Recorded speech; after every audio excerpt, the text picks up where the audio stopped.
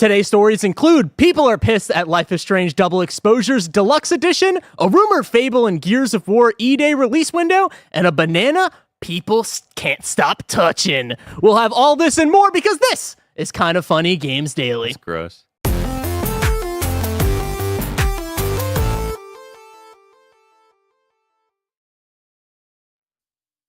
What is up? Are we on? We don't know. Welcome to Kind of Funny Games Daily for Friday, June 14th, 20. Well, we had no idea. We had no idea. 2024. I am Roger Picorni, and today I'm joined by the Hispanic heartthrob, Texas Street Latino Heat, clicking heads, and Rick. I didn't expect to see that.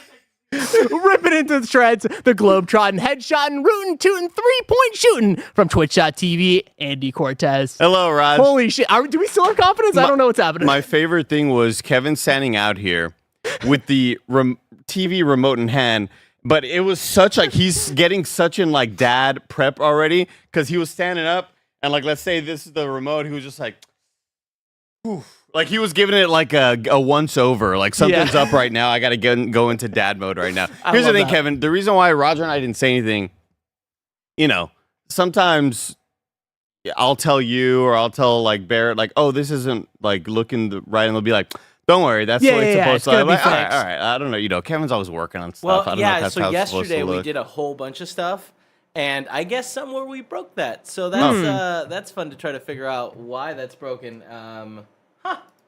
But here's the thing. Roger executed perfectly the banana bit, the intro, and getting back on camera without knowing we were back on camera because all we saw was that side camera. Once I saw the smoke, I'm like, we're probably on air. Yeah. We won't waste the smoke. The smoke is expensive. We got to figure that out.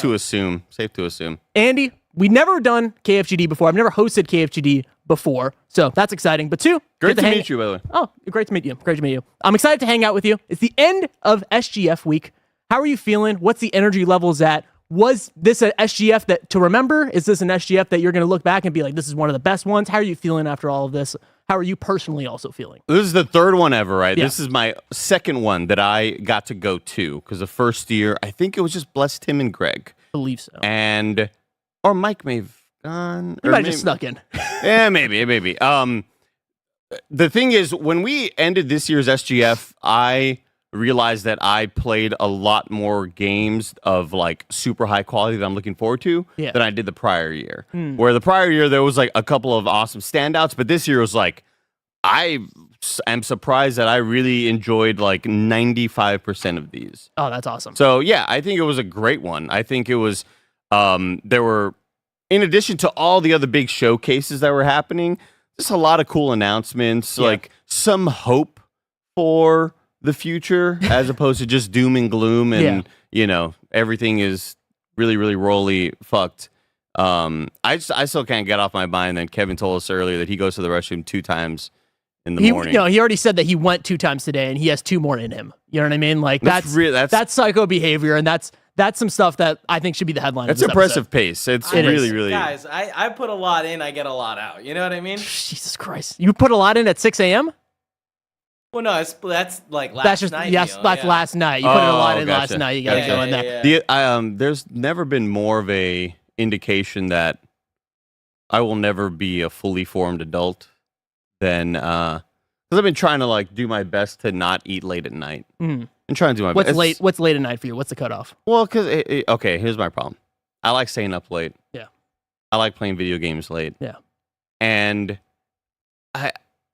there's so much of that like DNA in me that like when I go back and visit my parents and me and my dad are watching a movie late at night or like we got Netflix up, whatever, and my dad's like munching on some like tortilla chips or something, it's like, man, I am my father's son. Yeah. We just love snacking and like tasting something salty and crunchy, right?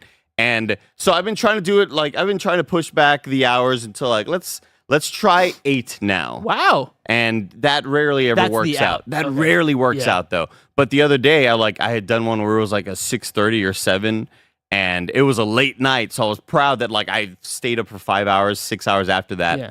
while not eating anything. But then I woke up at 4 a.m. starving, opened up my bag of Cheez-Its, fucking munched on some Cheez-Its for about 20 minutes, went back to bed. It was a disaster, Roger. I woke up so embarrassed. Like, I woke up, like, have you ever seen The Night of no, what's it called? There was this show on HBO where, like, this guy goes into, like, a fugue state. He's kind of drunk. He gets drugged up, wakes up, dead body in front of him. And he's like, oh my God, what did I do? That was me. Like, I woke up and I just saw the Cheez-Its was like all over your body. I had some crumbs here and there. I was like, oh, what have I done? You know, like, it was really, really bad. It was so embarrassing. Wow. But I'm glad that I could tell you that in confidence. It's just you and I. Yeah, it's just you and me, right and now. like the conference monitor is gone, so we're not live right now, so it's okay right now. I'm glad That's that not true, Kevin. It's working. It's working. all right. It's working. It's working.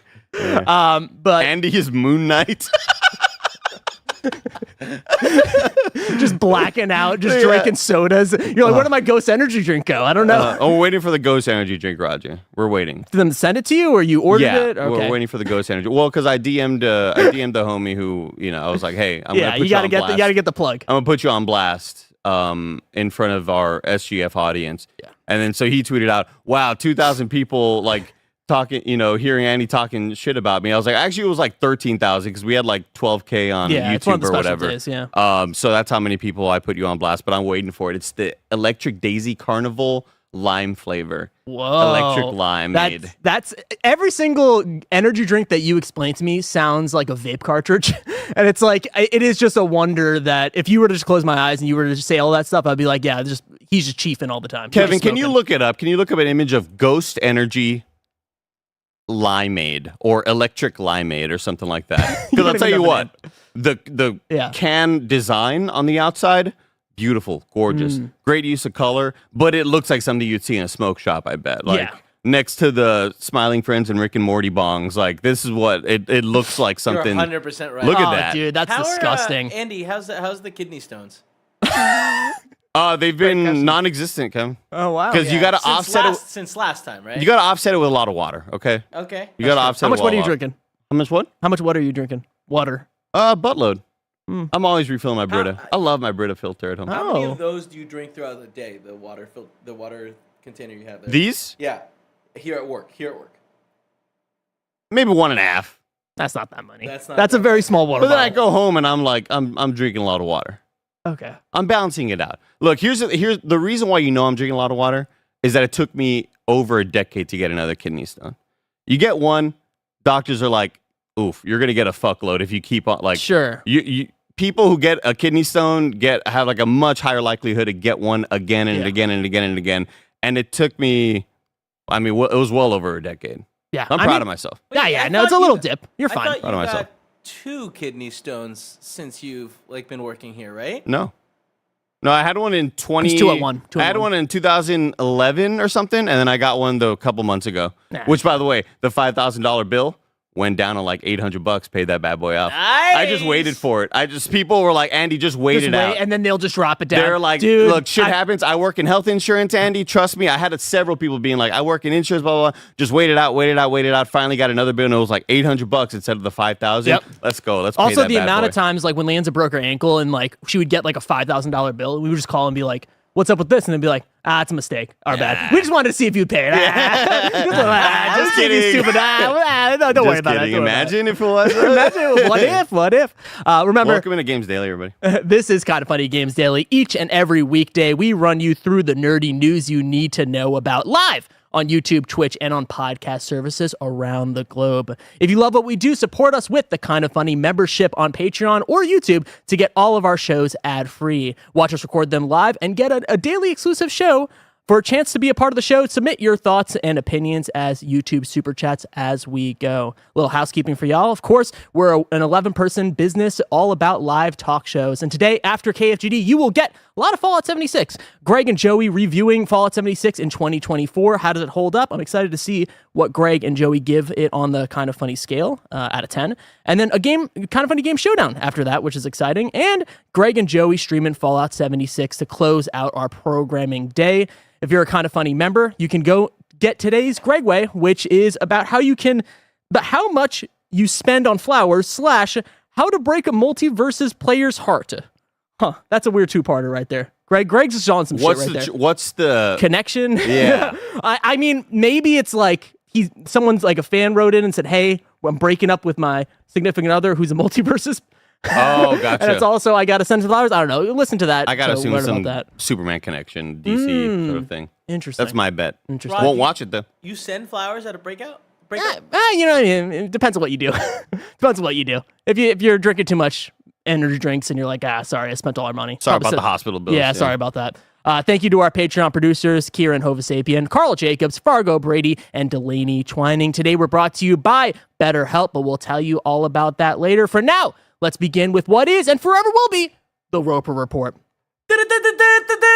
It's time for some news. We have, oh shit, I didn't update it. We have, I think, like 5 or 6 stories.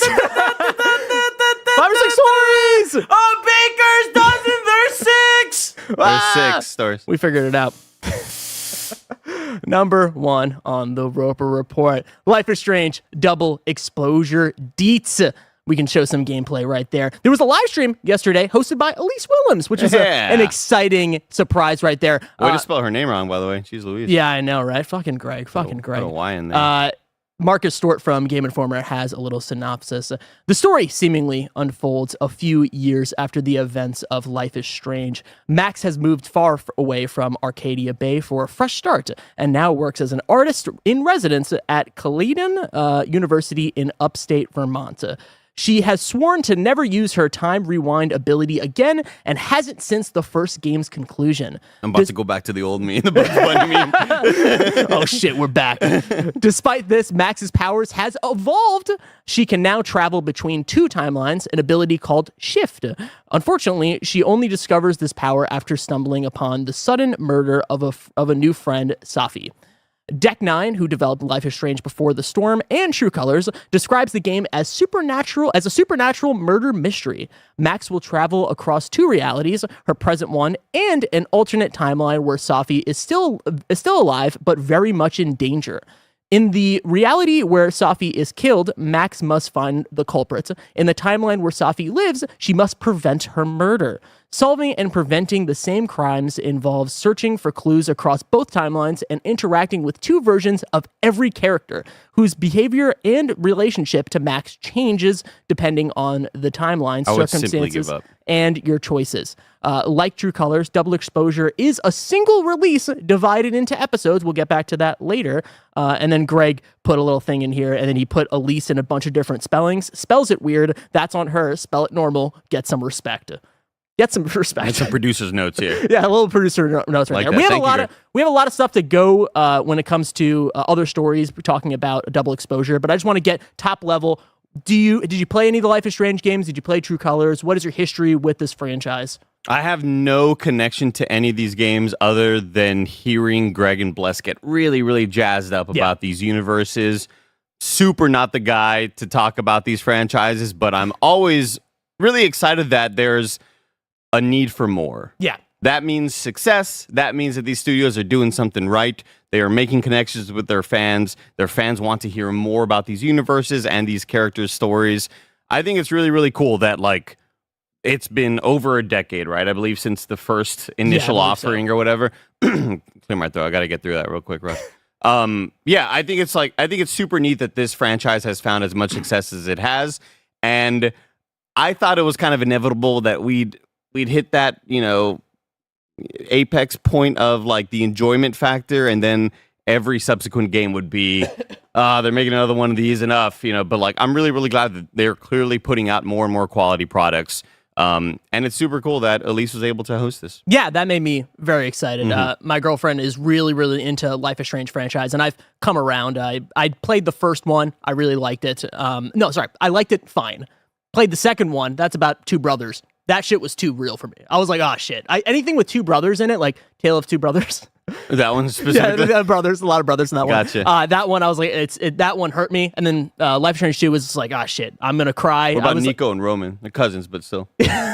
Close enough. Pretty close to brothers. Brother cousins. Yeah, that actually did hurt me They too. do it different in So Romania. I was like, I'm not going to finish Life is Strange 2, but True Colors, I was like, let me pick it up on a whim. Fucking blew me away. That, like, I don't know. I need to look at like what games came out that year, but like easily top 3. Like that game is like one of my favorite games of that generation. I loved it so much. So to see Deck 9 over here going back to the first Life is Strange game and kind of making a sequel to it, I think has brought a lot of people into, I would say, like, I get it. I get like the criticism and like the feeling of like, oh shit, Don't Nod made the first one, of course. Now we're over here, we're Deck 9. They of course made Before the Storm, so they have history with these characters, but you know, it's not the same team that made the original game that people love, right? So I'm personally excited in everything I just read here, right? Like once I saw all the gameplay, I was completely sold.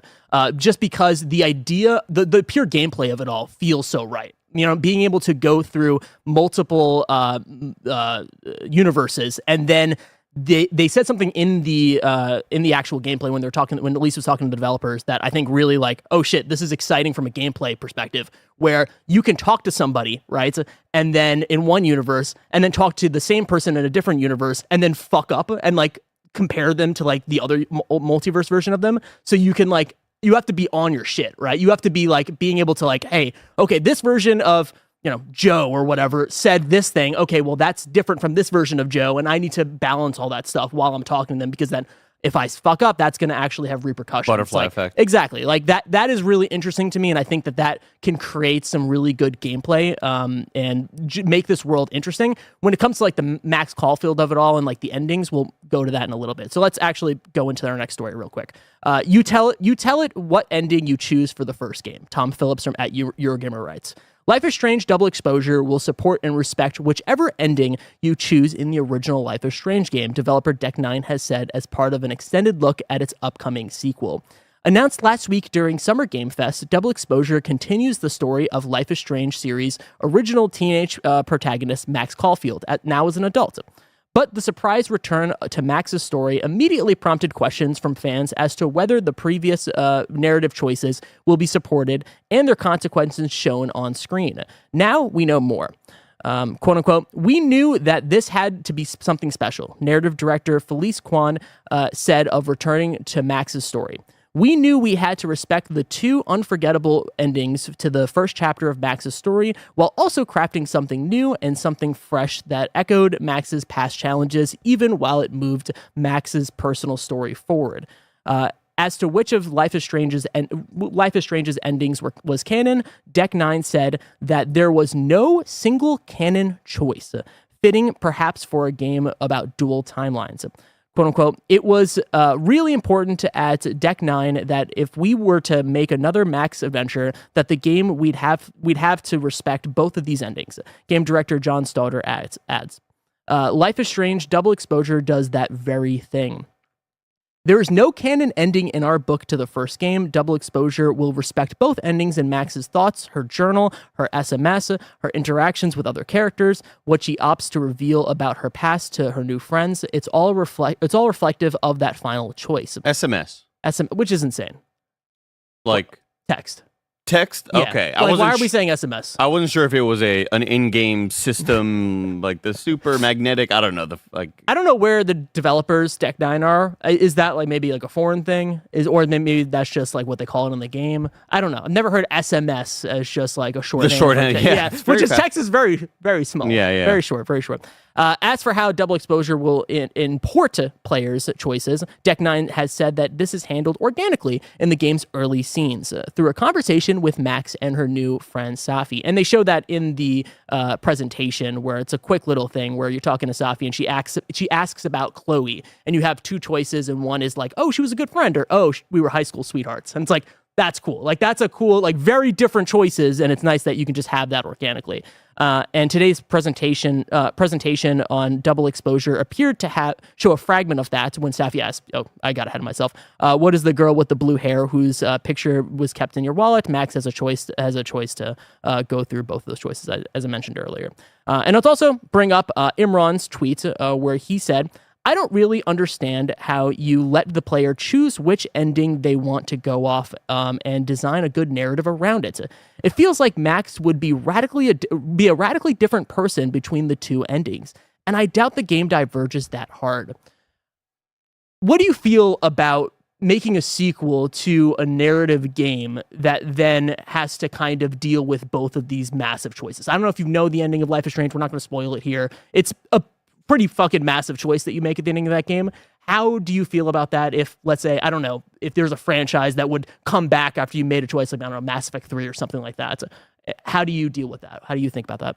I mean, I guess I'm just more of a realist when it comes to game development, and I understand that you are not going to make two wildly different products in one. That's just way too much. And so you're going to have to find a middle ground that works and satisfies both sides of it, right? Yeah. I understand that you're not going to be able to have the perfect outcome. If on one of the side of things, she kills her parents, on the other side of things, she kills her best friends, like her whole group of friends, like, Jesus. You're not going to be able to make two completely different games that are like starting off from the jump, right? And that's why when we were introduced to what the concept of Cyberpunk 2077 was, and you start off with 3 different origin stories. You're the street kid, you're the street rat or whatever. You are the corpo, you are the person, the nomad? Yeah, the nomad.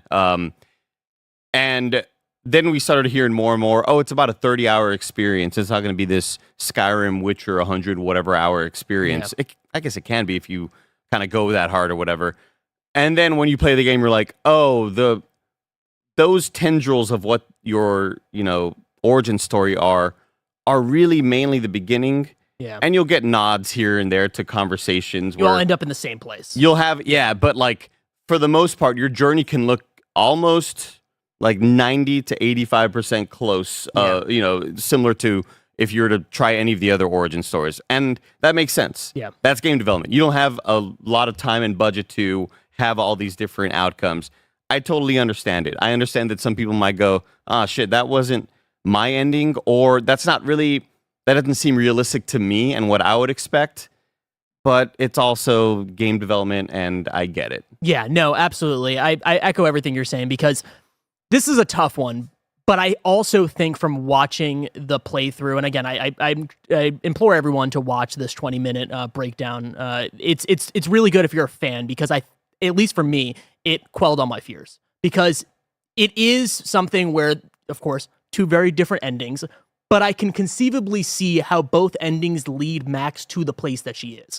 And I also see, just by, thinking about the way that the game is, multiple universes, parallel universes, how we can see a version of both of those universes. You get what I'm saying? Like, it doesn't really matter, right? And I know that hurts people, but that's kind of the direction that they're going down. And I can see how that could, when you end up being like, nothing matters because it's both parallel universes, how that can hurt things. But I also think that it can bolster things, because it shows like, no, both of your choices are valid. There's multiple universes here. That's kind of what we're going for. So I personally am not as mad, but I also get it. And I also think that, at least for me, I really enjoyed True Colors so much that I put the faith in Deck 9 being able to pull this off. I don't feel like they would come back to this character and this world if they didn't have the confidence that they can do this, that they can really pull off a story that is to the heart of what Max Caulfield is and to what Life is Strange 1 meant to a lot of people. I am a little disappointed in general that, like, I know that this is the story that people wanted in a lot of ways. I do wish that we made a sequel to True Colors. I like that game a lot, and I think that universe and what they were doing with those characters were great. But I also... When was that one? Because, man, 2021? I always mix up the release dates of all... I feel like there have been just so many of these that the subtitles always kind of throw me off to know when they sort of came by. I love by the way, the art upgrades are looking so good. But that's funny about it, right? Like how deep the fandom goes, right? My girlfriend is super into this Life is Strange and all of it. She's like a hardcore Life is Strange 1 person, and she's like, oof, I liked when they looked like plastic. I like when they, she's one of those people, which I totally get and I respect. So like I know how much that game means for them, for people and fans of that game. So like, I totally get it, but I have faith in what they're doing over here with Double Exposure. Also, the greatest name. What a cool name. It's a fantastic name, yeah. But one thing that I don't have faith in is people are pissed about a 2-week paid early access period. This is from Harvey Randell over at PC Gamer. The base edition of the game costs around $50. The deluxe edition is $60, and the ultimate edition sits at a whopping $80. The real kicker, aside from a side quest about rescuing a cat, which is worth $80, is that the Ultimate Edition will offer early access to the game's first episodes an entire 2 weeks before release. A decision which is, quite frankly, unfathomable. This is the writer saying that. I don't think paid early access is great under most circumstances, but I get why it exists. If you like something, you might be willing to play it early. Supply meet demand. But that's typically in multiplayer titles or games where a story is an afterthought, and it's usually only a handful of days, not 2 weeks. In the case of Life is Strange Double Exposure, however, the story is the entire point, and big-time spoilers will naturally spread across the internet like wildfire shortly after the game goes live. As if to twist the knife further, the game's Steam page reads, "Don't miss your chance to join the conversation and around the unforgettable and supernatural murder mystery." End of quote. Then the writer says, "FOMO is alive and well, it seems." Oof. That's really, really rough. Yeah. Can you imagine Last of Us Part 3 having a 2 week, that's insane. You really can't do this with a story-based game. No. It really feels alienating, especially for something that means so much to fans that this, depending on how much you pay, you may be able to protect yourself from spoilers.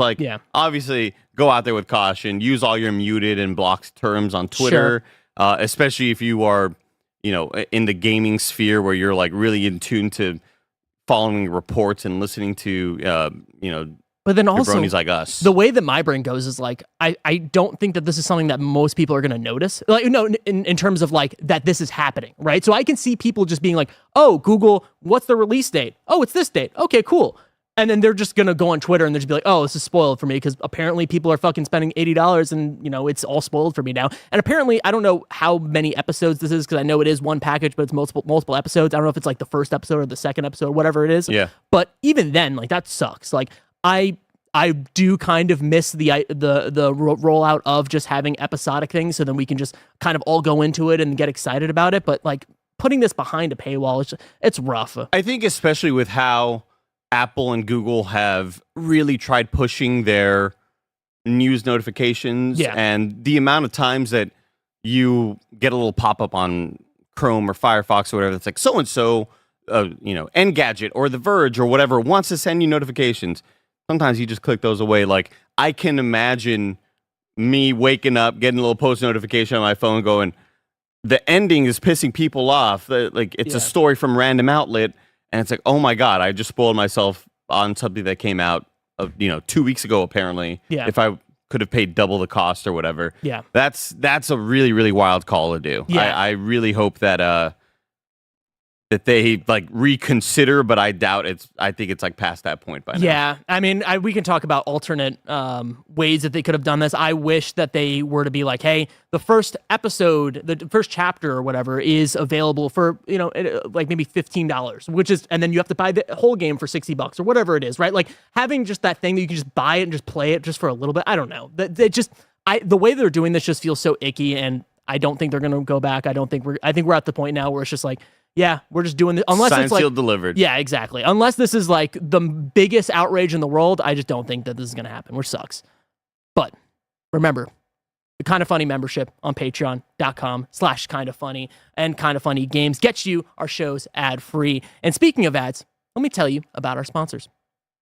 This episode is brought to you by BetterHelp. This year is going by so quickly. I'm literally getting married this month, so I know all about that. When life goes so fast, it's important to take a moment to celebrate your wins and make adjustments to the rest of your year. Therapy can help you take stock of your progress and set achievable goals for the next 6 months. Therapy helps you find your strengths so you can ditch the extreme resolutions and make changes that really stick. Some of my best friends use BetterHelp and love how helpful it can be for learning positive coping skills and how to set boundaries. It empowers you to be the best version of yourself, and it isn't just for those who've experienced major trauma. If you're thinking of starting therapy, give BetterHelp a try. It's entirely online, designed to be convenient, flexible, and suited to your schedule. Just fill out a brief questionnaire to get matched with a licensed therapist and switch therapists anytime for no additional charge. Celebrate the progress you've already made. Visit betterhelp.com/kindafunny today to get 10% off your first month. That's BetterHelp, HELP.com/kindafunny. Story number 2. Astrobot is the most wishlisted SGF game. Christopher Dring over at Industry.biz writes, Astrobot is the winner of the Summer Game Showcase so far, with the most wishlists of all games shown and announced over the past 2 weeks. The data comes from IGN Playlist, which is a backlog and play activity tracker that is available on the web and via a mobile app. I don't ever say via, but I don't know why I just said it just there. But like, it makes me sound like more like sophisticated. You know what I mean? Via. If you said the data, and that would have really thrown things for a loop. You're putting me on, bro. That's double how exposure. Different universe, you would have pronounced it differently, yeah, Raj. The chart is based on the purchase intent of over 43,000 gamers and the factors in new wish lists from May 30th, the day of the PlayStation State of Play conference, to June 12th. The interest in Astrobot may come as a bit of a surprise. After all, Sony stated earlier in this year that they didn't plan to release any major new titles based on an existing IP this year, and this game is due September 6th. Therefore, it's likely even PlayStation had modest expectations for the game, but Astro is the successor to Astro's Playroom, an extended tech demo that was included with every PS5 sold, over 56 million units so far. As a result, Sony has exposed the Astro series to a very large audience already, including the crucial and lucrative early adopter audience, and we might just be seeing some of that audience returning for the sequel. PlayStation may hold the top spot, but the rest of the top 10 is dominated by games that were featured in Xbox's showcase. The number 2 spot belonged to Doom: The Dark Ages, hell yeah, by Bethesda, which opened Microsoft show. The shooter is also coming to PS5, so that has a larger addressable market than some of the other Xbox games in the list, such as Gears of War E-Day at number 3 and Perfect Dark at number 4. One thing worth noting about the chart is that it just counts people who wishlisted the game during this 2-week period. This naturally favors new games that were announced over the past 2 weeks, whereas games that were available to wishlist prior to this period, such as Assassin's Creed Shadows at number 5 and Fable at number 8 and Call of Duty Black Ops 6 at number 9, will already have been had a base of interest that isn't factored in here. Are you surprised that we're getting so much? Really? Extremely surprised. Yeah. Because I just feel like it's a genre that is tough to sell a modern audience on. Yeah. I mean, initially, we saw some of that backlash of like $70. Yeah. Or whatever it was. $60, yeah. Like, you're going to ask me to pay full price, even though like now 70 is kind of like the full price or whatever. Full price. I'm extremely surprised because I feel like in a double exposure universe, in another universe, like so many publishers try to make these types of games, and like regardless of how good they are, they just don't hit the massive audience, right? Yeah. And I would have bet against there being an appetite for a game like this, regardless of how good it is, right? Regardless of the quality, it just, to me, the number one voted thing or wishlisted game would have been super ultra realistic story title from Ghost of Tsushima or Naughty Dog or something like that. Like, and I'm so happy that is not the case. I'm so happy to have been proven wrong because that's awesome as hell. That means that like there's still hope for this genre. To me, I'm like Paris Lily, Banjo-Kazooie, right? Like there's still hope for something like this. Like if you make it as good as you can possibly make it and you put all your damn heart into it, then something like this can really surprise people. And just like we heard, everybody who played this game at Summer Games Fest loved the hell out of it. Yeah, no, and it was just like glowing about it, you know? Yeah, I'm weirdly not surprised by this because it's specifically like the IGN like people that have like the app and the account, right, that are doing this. So it's like, to me, I'm like, yeah, that's cool. I'm glad that it's number 1, but it's like when you think about what was announced at Summer Game Fest, of course, we have a lot of sequels. We have a lot of, but like, it's PlayStation, right? It's like one of the only PlayStation games that are coming out this year that is a big release, and people know this property of Astro. So to me, it's exciting, cool. I'm happy that it's doing well with the hardcore audience. I just hope that this goes to sales, right? Like, I hope that we see this outside. I hope that, I said this the last time I was on KFGD, man, there better be a fucking marketing budget for this game. If this game just comes out and it's just like, here it is, everybody. Okay. Like, you know, it needs to have marketing on the places that parents are watching, that kids are at. Like, I need families to play this game. Yeah. Because the hardcore audience, like, of course, they're going to get it to 1 million copies, right? But you want it to get to 10 million copies. You want this to be like, oh shit, everybody that has a PlayStation has this game. And I am still right now, I'm like, jury's out. Like, I hope for the best. I'm preparing for the worst. We need to find the cure to the YouTube brain rot. Like, we need to find the cure for kids like my nephew who only care about Skibbly Toilet. Yeah, Skibbity Toilet, Fortnite, Minecraft, Roblox. Yeah. And all of that, like, I'm so glad that games are still very, very successful. Yeah. But like, I'm just so worried about the future of games like this, because when kids that grew up in a non-gaming environment, or like, you know, adults that are my age that have kids who grew up not giving a damn about games, and they go $60 robot game, or keep playing that free game that you love all the time, Fortnite. Yeah. Go for it. Keep on doing that, right? And like, I really want something to kind of push through, and because it feels more and more like games like this may only kind of be skewing towards what adults are really, really into. Like kids that grew up gaming, rather than like the new gaming audience, the 10 and 12-year-olds that you hear yelling on Call of Duty.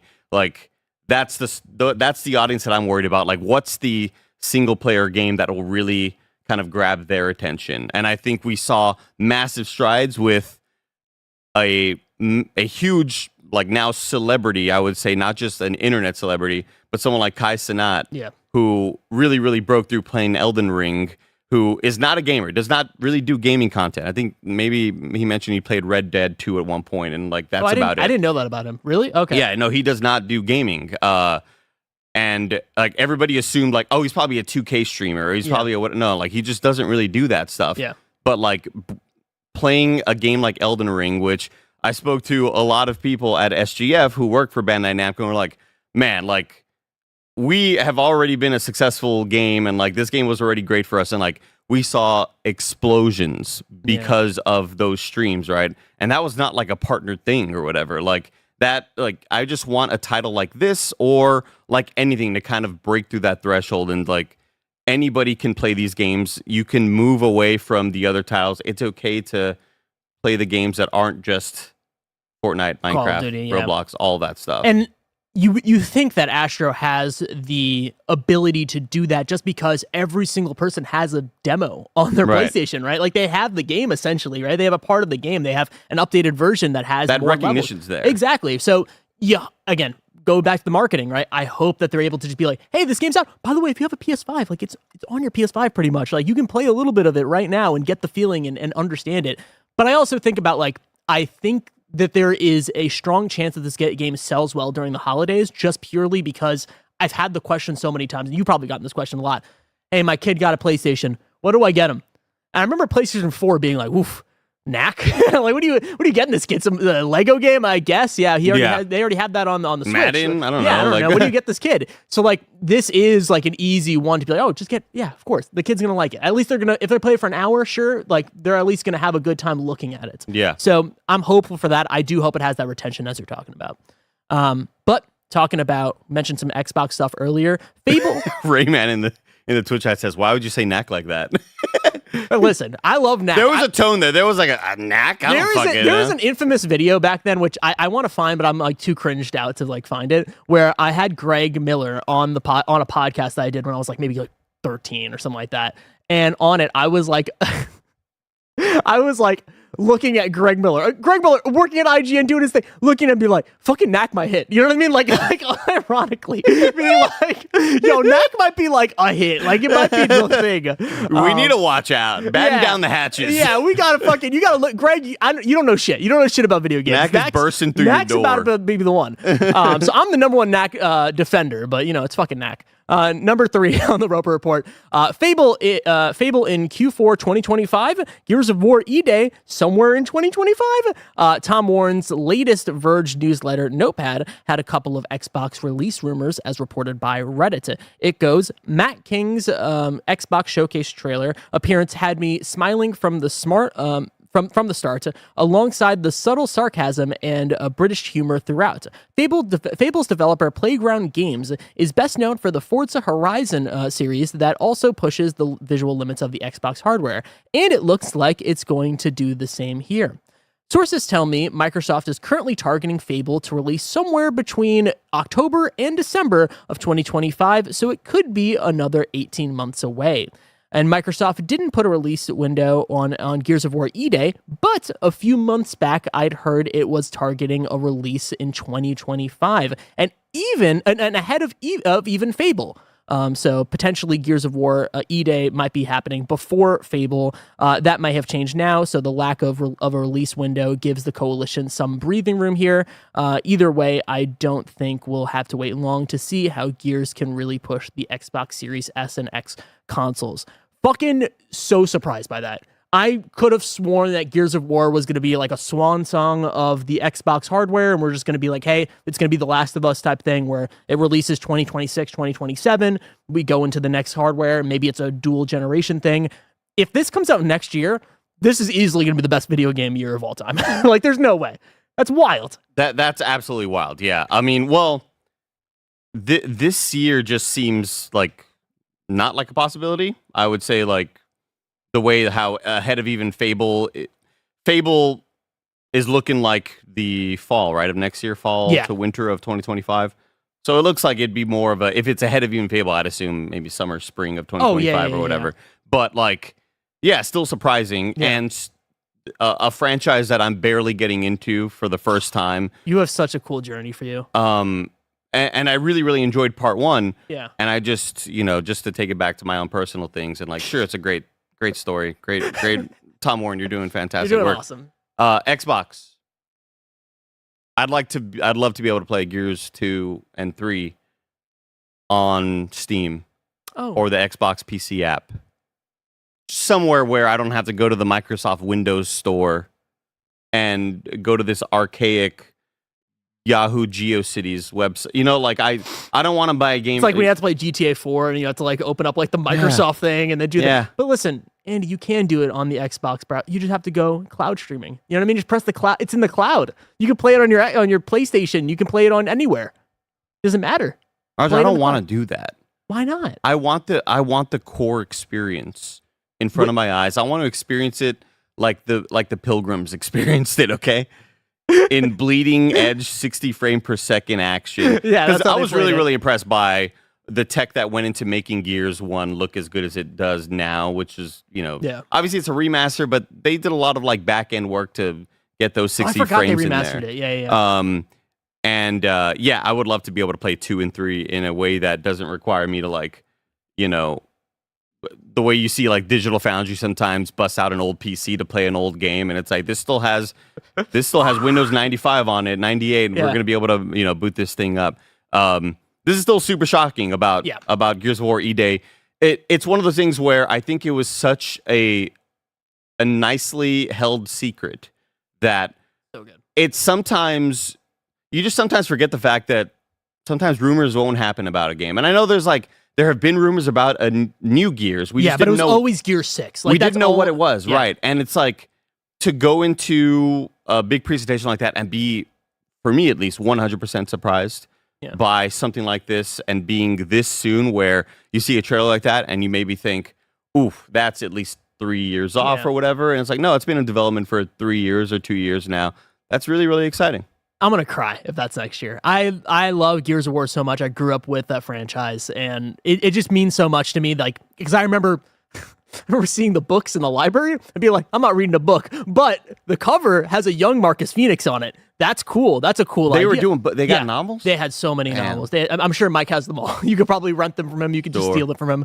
But yeah, I'm extremely excited for this one. I personally don't think this is next year.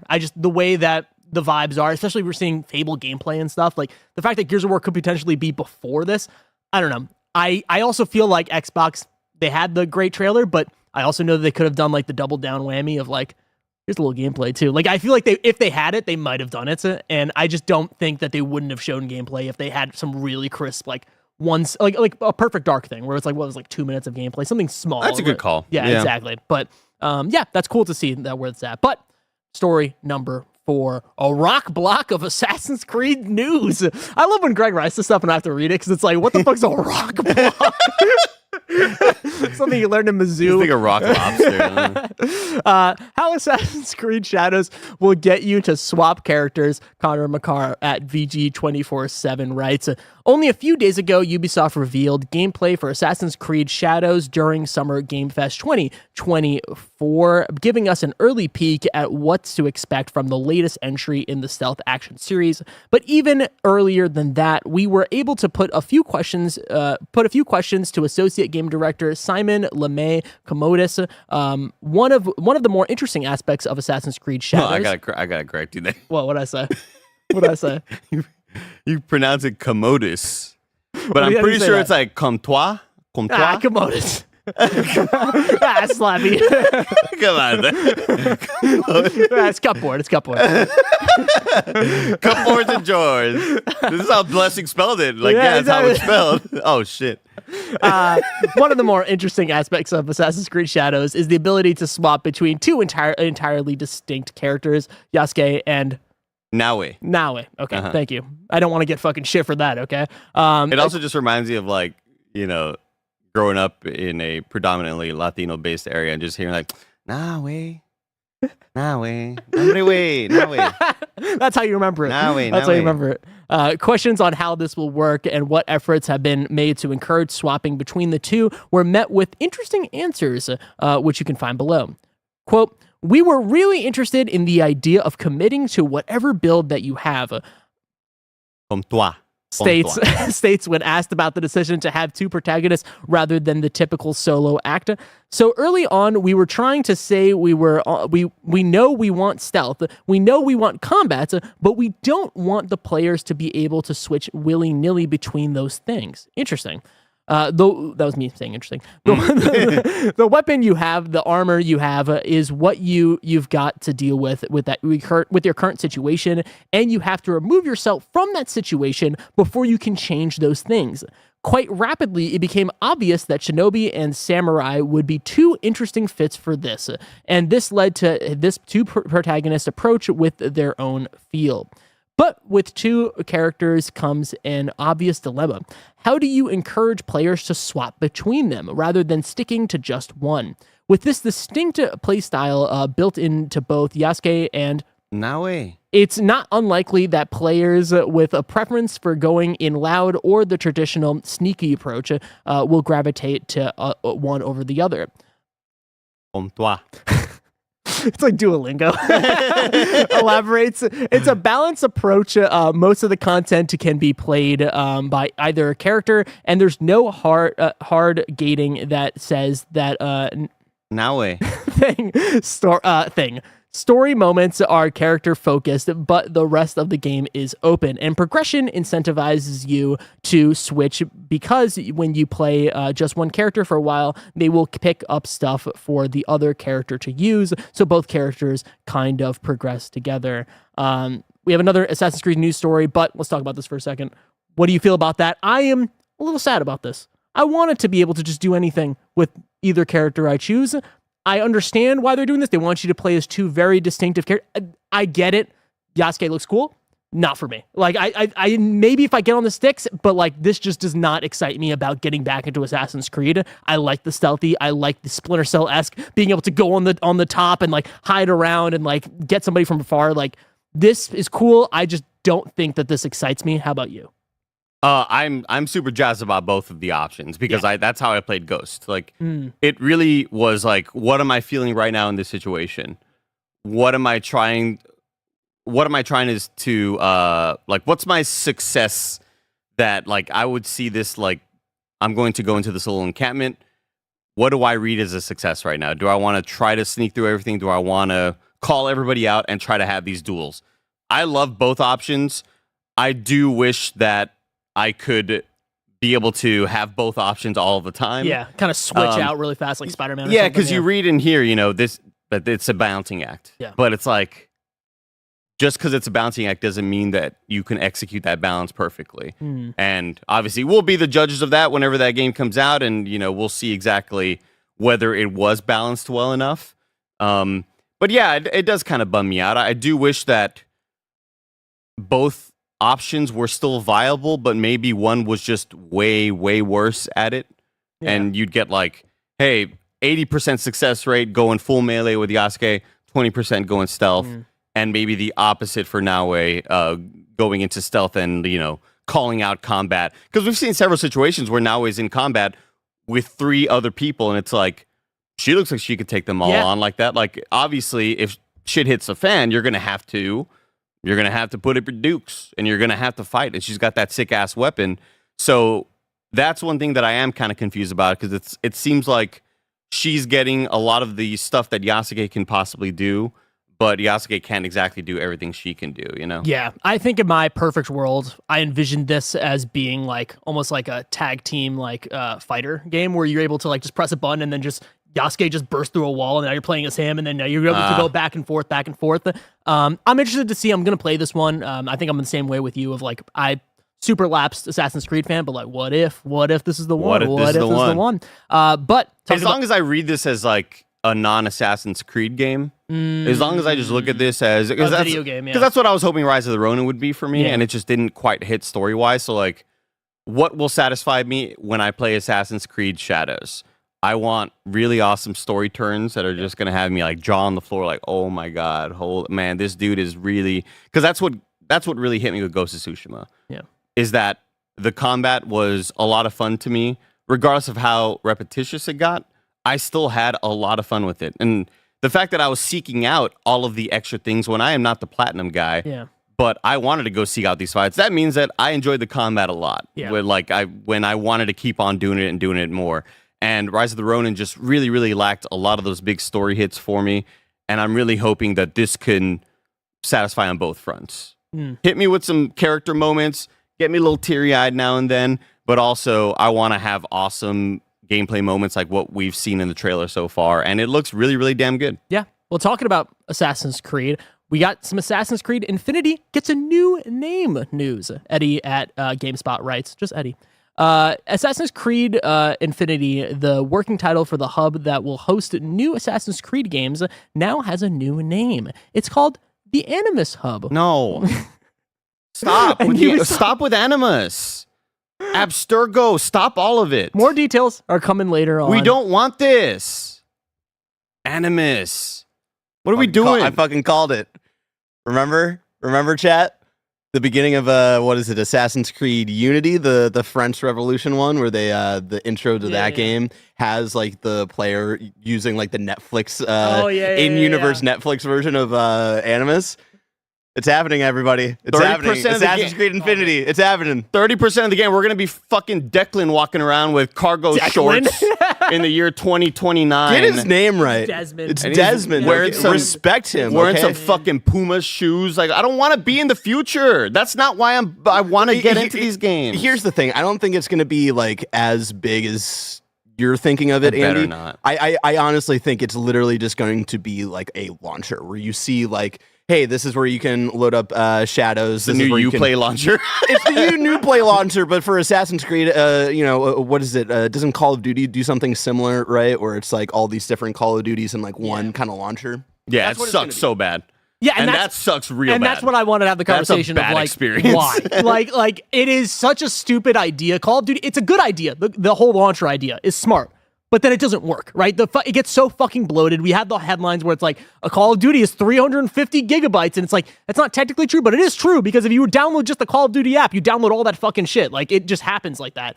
I don't think this is necessary at all, because Assassin's Creed is so, like, you're playing Shadows, you're playing this, you're playing that. It's not just, I'm playing the new, you know what I mean? Like, they're new experiences every time, and it feels distinct. This isn't Pokemon Home, or whatever it is Tim uses. Pokemon Home is. Isn't that what's the one that like lets you collect from all across all I didn't even know the that different existed. It could, maybe it's not Home, I don't know, but like definitely not Pokemon Sleep. But you know what I mean, with Call of Duty, I understand wanting to have that. It still Yep. sucks. It's a nightmare to navigate. I don't like that experience at all. And I still play Call of Duty.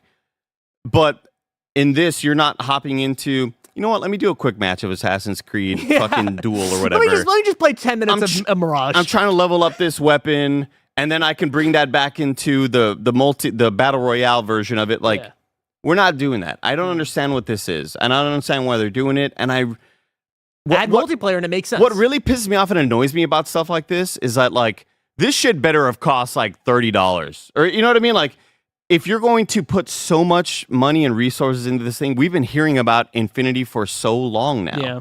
We've been hearing about this rumored like launcher that's tying in all of these worlds, and now it's called Animus or whatever. But the thing that bums me out is like it's decisions like this that don't hit or don't really have the profit coming in like you would have hoped. And that leads to layoffs. And it's like, well, you're making these dumbass decisions. Why are you doing this launcher? It's a waste of resources. It absolutely is. There's so, like, I get so, it sounds like I'm the only one who, like, I get so annoyed when there's layoffs. And nobody else seems to care. Who's talking about it? No, but, like, it just bums me the fuck out when there are executives that think that these things are good ideas and their ideas don't hit. And it's like, shit, that Animus launcher thing that I was really, really pushing didn't work. All right, that whole, 30 people are working on that. See ya. Like, it's just, they keep doing things like, now here's what they did. Hopefully they put fucking Prince of Persia on Steam a day after I talked about it. So you got to assume they're listening, right? They're listening. They got that Steam listing up quick. I mean, hey, here's the thing. They were working 24 hours to get that thing Here's going. the thing. There's multiple Prince of Persias coming out. Think we're going to get the Sands of Time launcher? You think we're going to do it? Dude. You can go through the time. There's so many. There's 3 of them now. There's 3 of them. Maybe they do a classic edition. You never know. They call it the Persia Portal. Oh, we About figured that? it out, everybody. How about that? We figured it out. Think about that. Number 5 on the Roper Report. People. His name's Desmond? Yeah, we said that. We said that out loud. I wasn't. I was pissed off. I was thinking Decker or something. Declan's good though. I like Declan. I know a Declan and he looks like a Declan. You know what I mean? Like it's one of those names like you put you become a Declan. You know. I don't want to be wearing a goddamn cardigan in an Assassin's Creed world hacking into a futuristic Do you think there's gonna be corporation. gameplay in this thing? I mean, I want it. I like the name. I gotta be honest. I like the name. Out of all the names, this is the good name. The core thing will not have gameplay, but like I want it. But you're gonna, I want to hack. you're gonna go into the future at some point. Where's that game? What? Because I always, as a kid, I was Future? Yeah, well, I was like, I want to play as Desmond. I was the only dumb kid. I was like, I want to play as Desmond. Wasn't he a sniper or some shit? He was like a hitman. I forget. Dude, maybe I made that up.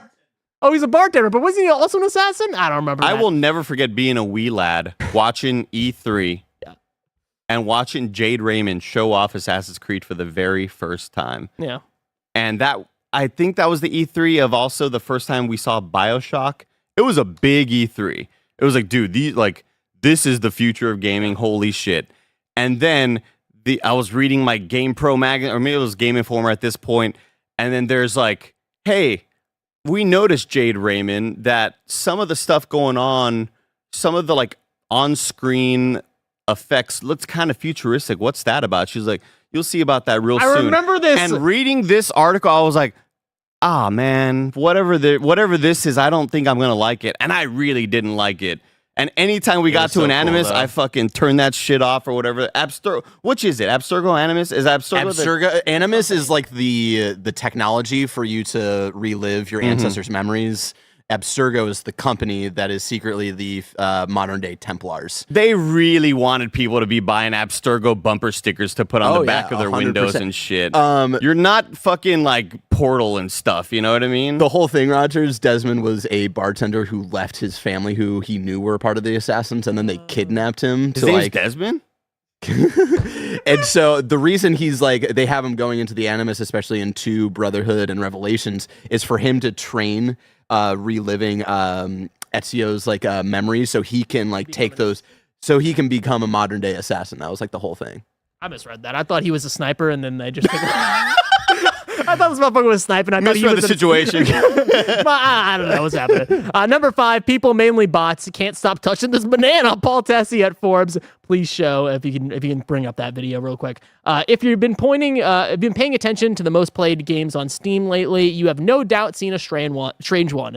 This would be a banana, a game where you click a banana, and that's it. That is it.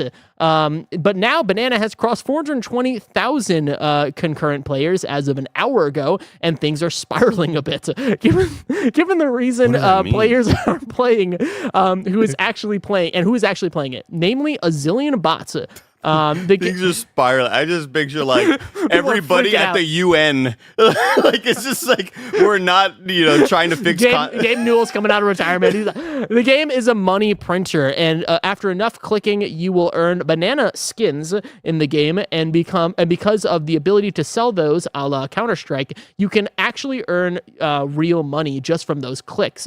While most skins might sell for 3 cents, some prices have increased to dozens or even hundreds of dollars.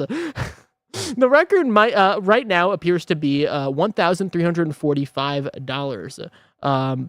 The problem is the vast majority of those playing are bots. Something developer team member Harry admitted to Polygon.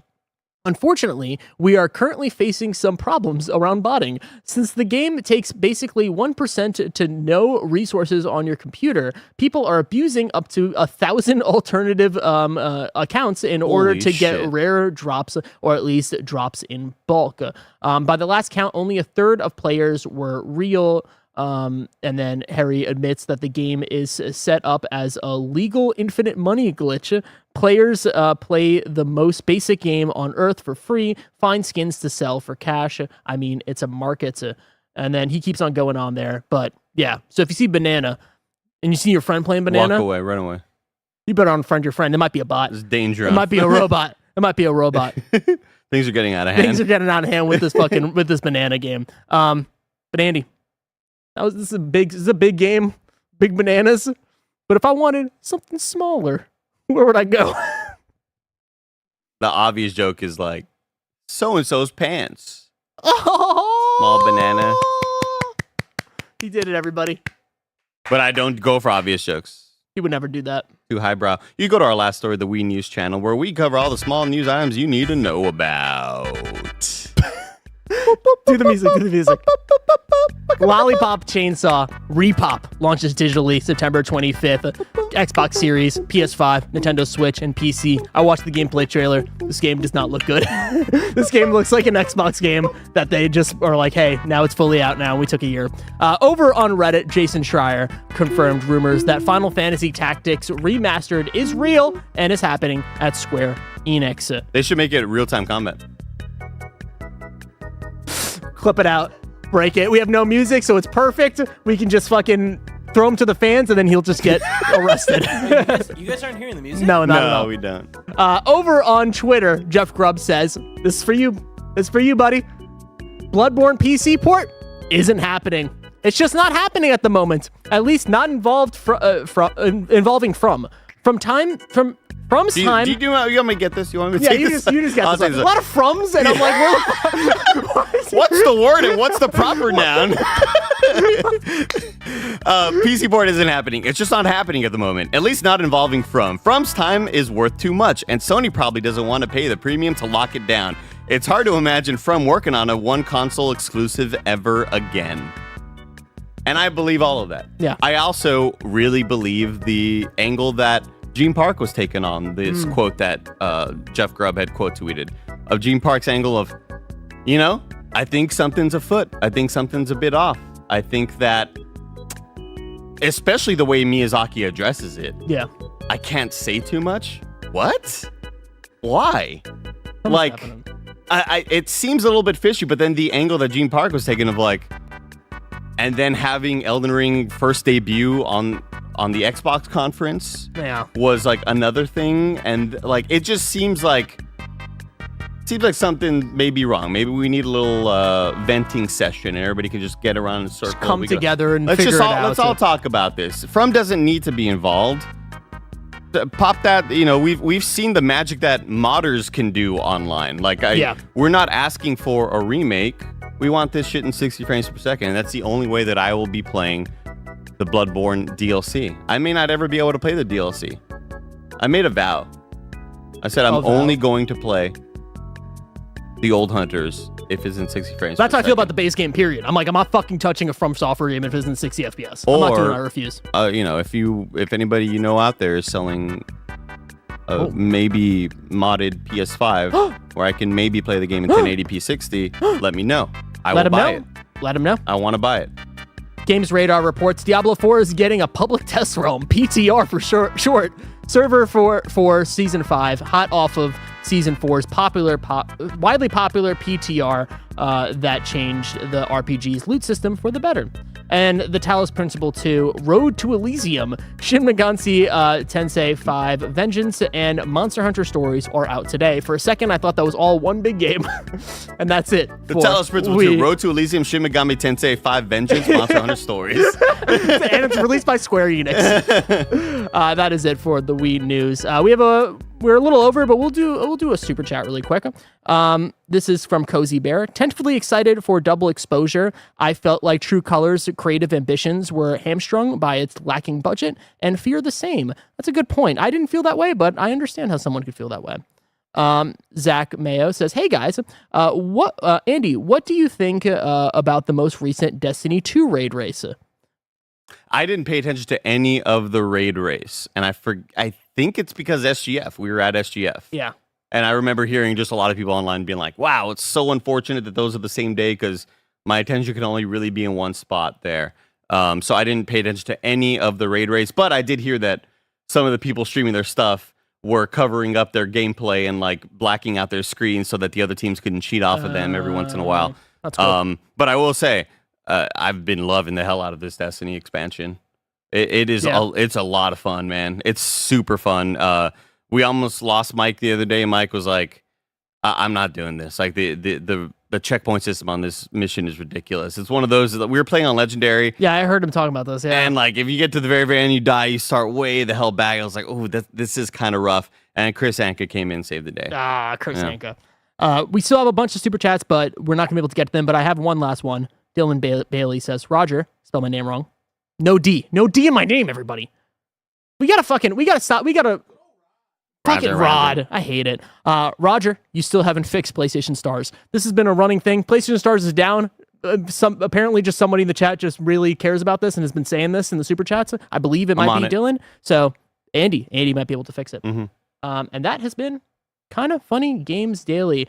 Each and every weekday, we run you through the nerdy news you need to know about live on YouTube, Twitch, and podcast services around the globe. If you love what we do, please support us with the Kind of Funny membership on Patreon and YouTube to get our shows ad-free, watch us record them live, and get a daily exclusive show. It's Gregway.